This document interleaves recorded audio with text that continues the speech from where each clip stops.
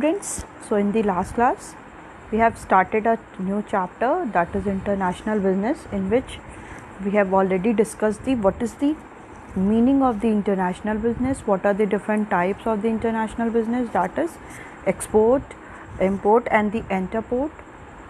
And next topic which we have discussed, that is nature of the external trade or the features of the international business, that is involvement of the two countries in which in international business there should be involvement of two countries, is a minimum two country is needed.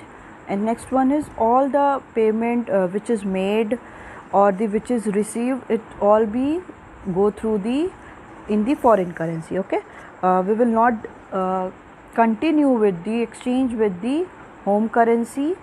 So whenever we go through the international business, the payment in the foreign currency. Okay, next one is what we have discussed, that is problem of the international business. So what are the different problems which have faced in the international business? That is legal procedure, okay, restrictions, high risk, different languages and the arrangement of the foreign currency. Okay, these all are the problems which is related to the international business. And next one is the difference between the internal trade or the external trade. Okay, so we have discussed that the along with the point of difference, that is in the case of meaning of the internal or the external trade. So internal trade refers to the buying and selling of the goods within the geographical limit of a country. Okay, in this we will purchase or the sell the goods within the geographical limit. जो हमारी geographical limit है, मतलब हम जो भी transaction करेंगे buying और selling goods का, वो क्या होगा, within the India होगा, मतलब within the country होगा. हम outside the country की बात नहीं करेंगे internal trade में. And when we talk about the external trade, so external trade means the refers the buying and selling of the goods beyond the geographical limit of the country. ठीक है, इसमें क्या बात होगी कि अभी कोई भी हम geographical limit तक कोई भी beyond नहीं है. ठीक है, अब हम beyond मतलब सॉरी हम लोग प्रेशर उसमें नहीं है कि हम लोग बस geographical limit तक ही कर सकते हैं, हम उसके beyond भी जा सकते हैं, मतलब outside the country हम goods की buying और selling करेंगे. Next one is countries involved. So in the internal trade only one country is involved. If we are doing the internal trade, so in India तो only India will be involved in the trade. But when we talk about the external trade, so minimum two countries are involved. Okay, for example, if we are doing the external trade, so we will go through the exchange of the commodities or the services within the two countries like India or America, India or Japan, India, America, Japan. So we are doing the buying or selling the goods or services within the outside the different countries. Okay, we are not confined with the one country. Next one is risk. So in the case of internal trade, less of risk is involved. Okay, so we are go through the only one country, so the risk for the in the internal trade is also the very less, as well as the in the case of external trade the high degree of risk is involved. Okay, external trade में क्या होता है, जो risk होता है वो बहुत high degree का होता है, मतलब extreme level पे risk होता है. Next one is currency used. So in the internal trade the home currency is used for the payment of the any goods. Whatever the payment are made or they received, they all are in the home currency. ठीक है, अगर हम लोग India में बात करते हैं तो हम लोग इंडियन रुपी में ही क्या करेंगे, पेमेंट को रिसीव भी करेंगे और पेमेंट भी करेंगे. In the case of external trade, so payment are made and received in the foreign currency. Okay, जो भी पेमेंट कर रहे हैं जो भी रिसीव कर रहे हैं, they all are in the foreign currency. Indian currency और होम करेंसी में ना होके हम लोग फॉरेन की currency like dollar, pound, euro, renminbi, इन सब में क्या करेंगे, हम ट्रांजैक्शंस करेंगे, जो भी पेमेंट और रिसीव करेंगे. Next one is procedure involved. So in the case of procedure in internal trade, no long procedure और formalities have to be completed before starting. ठीक है, इंटरनल ट्रेड में कोई भी लॉन्ग प्रोसीजर नहीं होगा और कोई ऐसी फॉर्मेलिटीज़ नहीं होगी कि कोई भी हमें गुड्स को और ट्रेड करना है तो उसके पहले कोई भी लॉन्ग प्रोसीजर नहीं होगा और कोई भी फॉर्मेलिटीज़ को फुलफ़िल नहीं करना होगा. But in the case of external trade, long procedure and many formalities have to be completed before starting.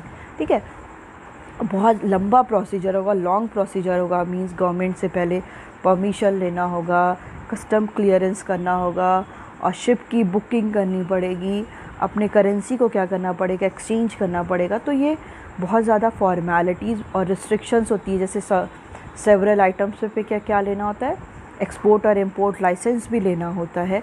तो ये सारा क्या हो जाता है, बहुत लॉन्ग प्रोसीजर हो जाता है. Next one is mode of payment. Okay, so payment are made by the cash और दी चेक्स. जो भी पेमेंट हम करेंगे वो किसके थ्रू होगा, कैश में हो सकता है या हम लोग सीधे कैश इन हैंड दे दें, और दी चेक्स के थ्रू होता है कि कोई भी जिसका अकाउंट है, वो जिसने परचेस किया है, वो सेलर को एक चेक विदड्रॉ करके साइन करके दे सकता है. सो ईज़िली जो सेलर है वो उस पेमेंट को विदड्रॉ कर सकता है फ्रॉम हिज और her account. In the case of external trade, payment are made through bill of exchange और थ्रू बैंक्स. ठीक है, जो पेमेंट होगा वो कैसे होगा, बिल ऑफ एक्सचेंज के थ्रू हो सकता है और बैंक्स के थ्रू हो सकता है. मींस अगर इंडिया का अमेरिका के साथ हो रहा है तो अमेरिकन जो है आपके बैंक में, वो यहाँ से पैसा क्या हो सकता है, ट्रांसफ़र हो सकता है. Okay, next one is legal rules and regulation. So in the case of internal trade, तो जो भी नेशनल मीन्स जो कंट्री लेवल पे जो भी लॉज, जो भी रूल्स एंड रेगुलेशन बना है, बस उसको फॉलो करना है, उसको वो बस एप्लीकेबल होगा. But in the case of the internal business, so जो भी रूल्स एंड रेगुलेशंस होंगे वो क्या होंगे, इंटरनेशनल, जो भी इंटरनेशनल लेवल पे रूल्स एंड रेगुलेशन जो ड्रॉ होंगे, डिफरेंट टर्म्स एंड कंडीशंस होंगी, जो लॉज होंगे वो एप्लीकेबल होंगे. Next one is mode of transport. मतलब जो ट्रांसपोर्ट होगा वो गुड्स का, वो कैसे होगा. So in the case of internal trade, it road use होगा, रेलवे मोड होगा, रेलवे के थ्रू ट्रांसपोर्ट होगा. And in the case of the external trade, so it uses sea transport, means sea के थ्रू होगा और दी एयर ट्रांसपोर्ट के through goods का ट्रांसपोर्ट होगा. Next one is cost involve. So operating cost of the internal trade is lower. ठीक है, जो कॉस्ट हो रहा है ऑपरेट करने का इंटरनल ट्रेड में, वो क्या होगा, बहुत लोअर होगा. And the operating cost of the external trade is higher due to involvement of long distance. तो जो भी कॉस्ट ऑपरेट करने का, कि सारा जो ट्रांजेक्शन हम करेंगे एक्सटर्नल ट्रेड में, उसका जो कॉस्ट होगा वो बहुत ही ज़्यादा होगा, क्योंकि इन्वॉल्वमेंट किसका हो रहा है, लॉन्ग डिस्टेंस. मतलब हम गुड्स को बहुत कम डिस्टेंस पे ट्रांसफ़र नहीं कर रहे हैं, उसका जो एरिया है एज वेल एज जो डिस्टेंस है वो क्या हो रहा है कि लॉन्ग डिस्टेंस होता है. Okay, next one is effect on the foreign reserve. ठीक है, अब हम लोग जो भी इंटरनेशनल बिजनेस में पेमेंट किस पे करते हैं, फॉरेन करेंसी में करते हैं. तो हर एक कंट्री क्या होती है, फॉरेन करेंसी का रिज़र्व अपने पास रखती है. तो इंटरनल ट्रेड में हमें कोई फॉरेन करेंसी की नीड है नहीं, क्योंकि जो भी पेमेंट हो रहा है वो किस में होगा, इंडियन करेंसी में हो गया. So internal trade has no effect on the foreign reserve of a country. But in the case of external trade has direct impact on the foreign reserve of a country. ठीक है, external trade का क्या होगा, direct impact होगा, क्योंकि foreign reserve का इसमें use होगा, फॉरेन करेंसी का यूज़ होगा. तो ये क्या है, this all are the basic difference between the internal और the external trade. So next one is reason for the international business. Why we do international business, कि हम international business को prefer क्यों करते हैं, हम international business के लिए क्यों इतना ज़्यादा importance देते हैं. तो the reason for the international business are, कि उसके reason क्या हैं, why we are doing the international business. So first one is the country cannot produce equally well or cheaply all that they need. Okay, countries क्या हैं, कोई भी country क्या है. जैसे अब हम अपनी कंट्री को किसी और कंट्री के साथ कंपेयर करें तो हम ये जानते हैं कि अगर कोई इंडिविजुअल एक दूसरे के इक्वल नहीं हो सकता है, तो वैसी ही कंट्री भी होती हैं, वो एक दूसरे के इक्वल प्रोड्यूस नहीं कर सकती हैं. ऐसा नहीं है कि अगर इंडिया में फॉर एग्जांपल 500 यूनिट प्रोड्यूस हो रही है तो आपके जापान में भी 500 यूनिट ही प्रोड्यूस हो, ये एकदम मैंडेटरी नहीं है, ठीक है। और मे बी हम अपनी कंट्री में जो कमोडिटी को प्रोड्यूस कर रहे हैं उसका जो ऑपरेटिंग कॉस्ट, जो कॉस्ट आ रहा है प्रोड्यूस करने का, वो कॉस्ट में भी बहुत ज़्यादा हो एज़ कंपेरिजन टू जापान, और हमारी कंट्री का जो प्रोड्यूस हो रहा है वो बहुत ही कम हो एज़ कंपेरिजन टू जापान, ठीक है। हमारे प्राइस कॉस्ट ज़्यादा भी हो सकता है और कम भी हो सकता है।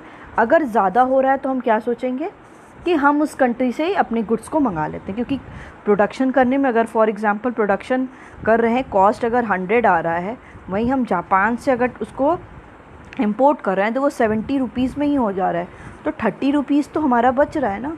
तो इसलिए भी क्या होता है कि जो डिफरेंट इंटरनेशनल बिजनेस को प्रेफर किया जाता है कि the countries can not produce equally well, हर एक कंट्री एक दूसरे के अकॉर्डिंग और एक दूसरे के इक्वल प्रोड्यूस नहीं कर सकती और cheaply all that they need. जो उनको बेसिकली क्या होता है कि हर एक as a government, as a consumer कोई यही चाहता है कि उसका जो रेवेन्यू हो, जो उसको प्रॉफिट हो, वो उसके कॉस्ट से क्या होना चाहिए, हमेशा ज़्यादा होना चाहिए। कॉस्ट कम हो और प्रॉफिट ज़्यादा हो।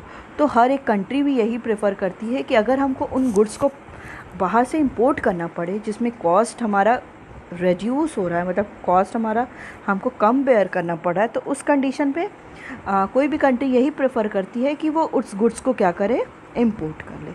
Next one is there is unequal distribution of natural resources among the different country. Okay, हर एक कंट्री में अपने नेचुरल रिसोर्सेज होते हैं, ठीक है। हमारी कंट्री में भी अपने नेचुरल रिसोर्सेज हैं, जैसे लैंड कितना है, एज़ वेल एज़ कितने हमारे पास डिफरेंट ऐसे मशीन्स हैं, या जो भी नेचुरल रिसोर्सेज हैं, एयर, वाटर, ये सारे जो भी नेचुरल रिसोर्सेज हैं वो भी अनइक्वल होते हैं। अब हम ये नहीं कह सकते कि इंडिया में जितनी रिवर्स हैं या इंडिया में जितने लैंड है उतना ही सेम अमाउंट अमेरिका में भी हो, नहीं हो सकता है। मे बी इंडिया में लैंड और मे बी इंडिया में जो अदर नेचुरल रिसोर्सेज हैं, माइंस हैं या कोल हैं, ये सारे वो ज़्यादा हों आज कंपेरिजन टू इंडिया। तो इस कंडीशन में क्या हो सकता है, कोई भी कंट्री क्या करती है, अगर उसके यहाँ ये सारी फैसिलिटीज़ अवेलेबल नहीं है, फॉर एग्जांपल इंडिया में वो ऑयल नहीं होता है, तो ये सारी इंडिया में नहीं है, तो इंडिया क्या प्रेफर करेगी कि उनको किसी और कंट्री से इंपोर्ट करें। तो इसलिए भी क्या होता है, इंटरनेशनल बिजनेस किया जाता है कि जो नेचुरल रिसोर्सेज हैं they are unequally distributed among the different countries. Different countries में ये जो नेचुरल रिसोर्सेज हैं वो क्या होते हैं, अनइक्वल डिस्ट्रीब्यूटेड होते हैं, ठीक है। एक इक्वली हम ये नहीं कह सकते कि जितना इंडिया में है उतना ही नेचुरल रिसोर्सेज और अदर कंट्री में। तो जहाँ पे नेचुरल रिसोर्सेज ज़्यादा होंगे वहाँ पे जो प्रोडक्शन है उसकी जो कॉस्ट है वो भी कम आएगी।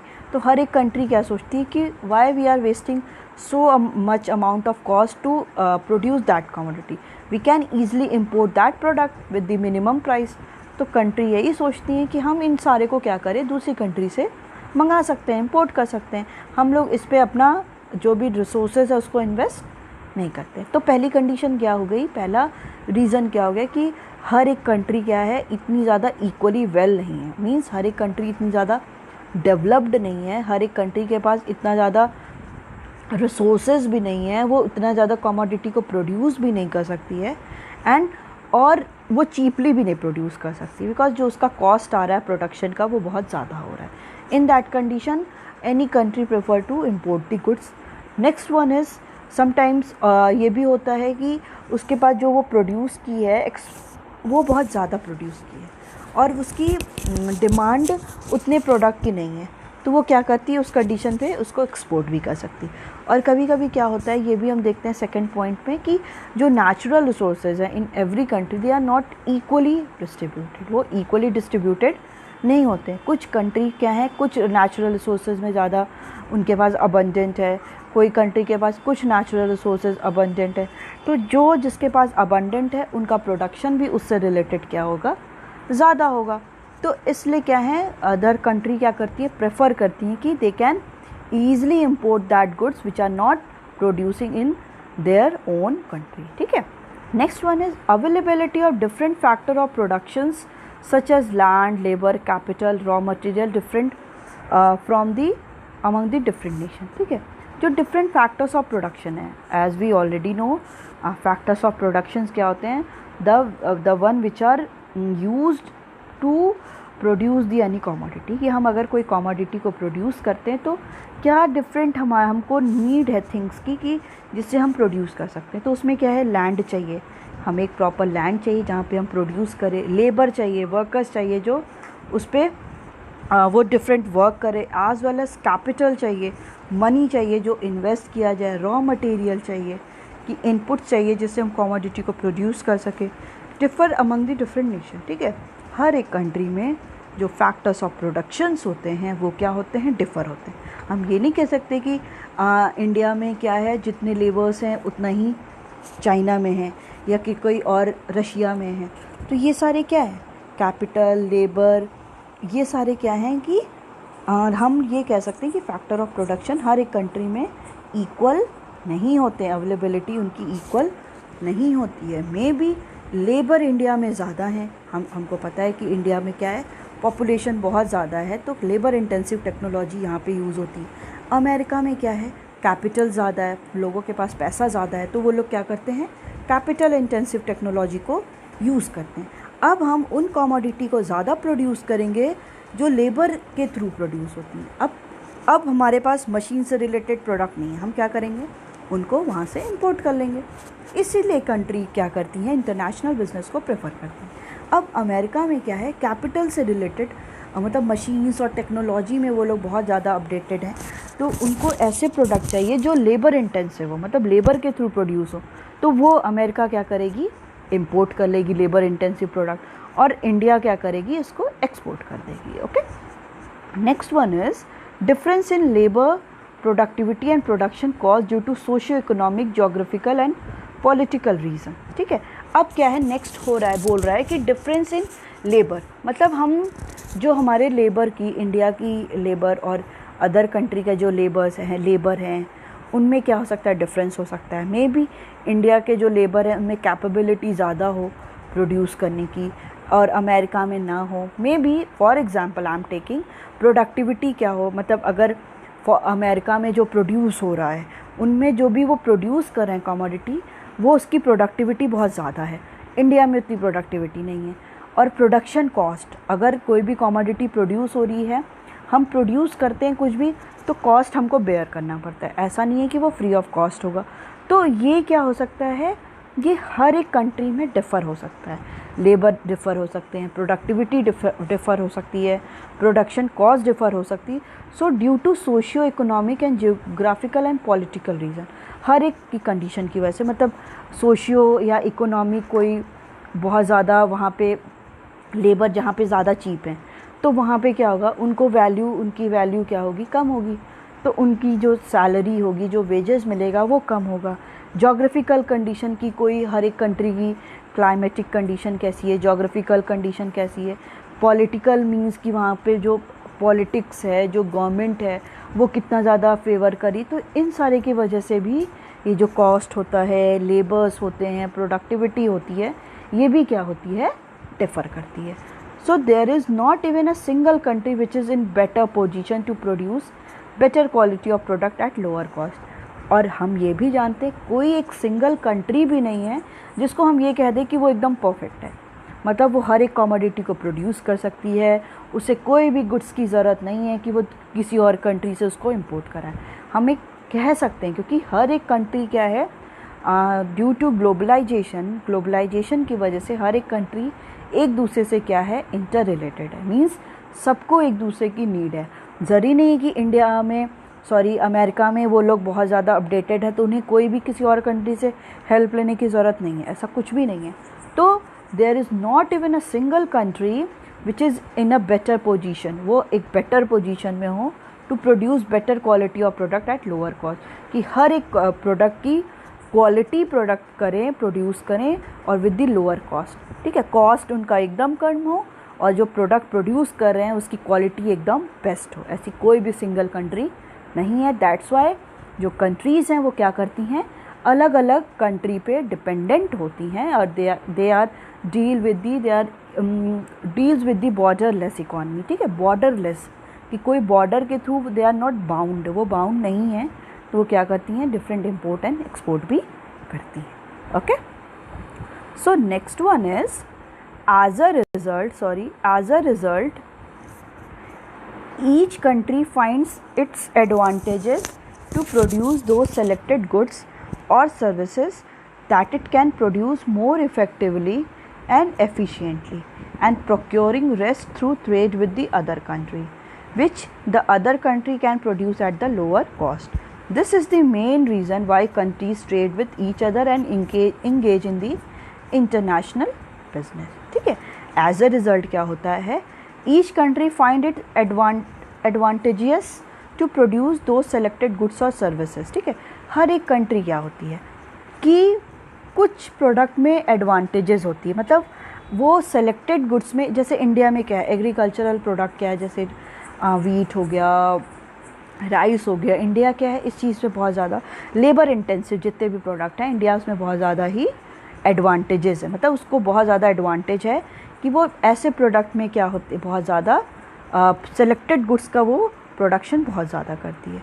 तो हर एक कंट्री क्या होती है, अब कुछ इम्पॉर्टेंट प्रोडक्ट जो उसकी कंट्री में बहुत ज़्यादा अवेलेबल हैं उनमें वो क्या होती है एडवांटेज, और जिसमें उनके पास अबंडेंट उनका प्रोडक्शन कर सकती हैं, so that it can produce more effectively and इफ़िशिएंटली.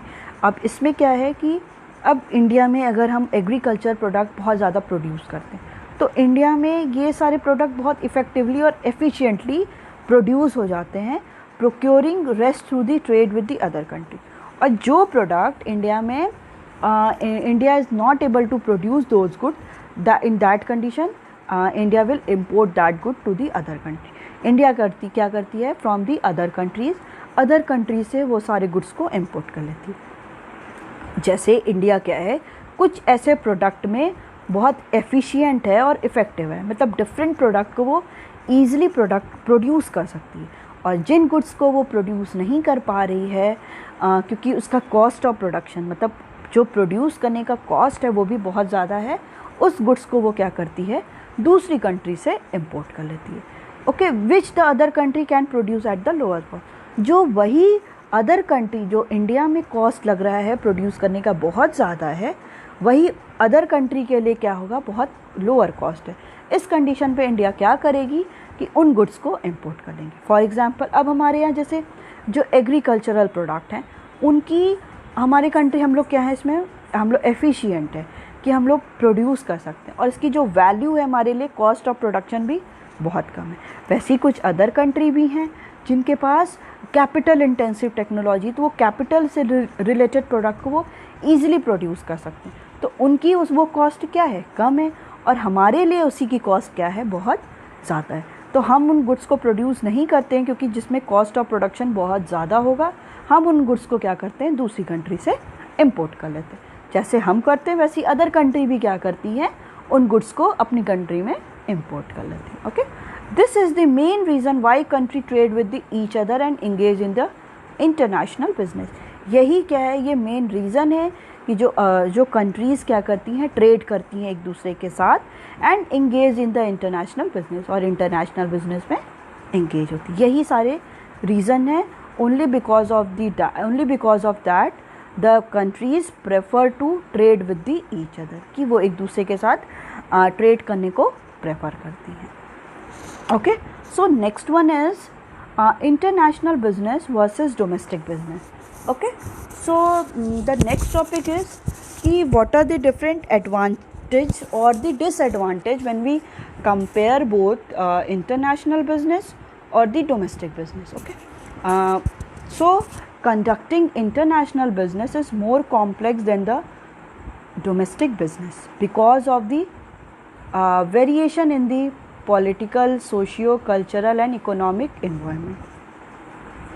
Okay, so to be successful they have to plan their production, marketing as per the requirement of the target foreign market. Okay, कि conducting international business is more complex than the domestic business. ठीक है, international business करना वो बहुत ज़्यादा complex है, complicated है when we compare it to the domestic business. जब हम domestic business के साथ उसको compare करते हैं तो ये जो डिफरेंस है, ये जो डोमेस्टिक बिजनेस है, it is quite easier to do when we compare it to international business, because variation in the political, social, cultural and economic environment.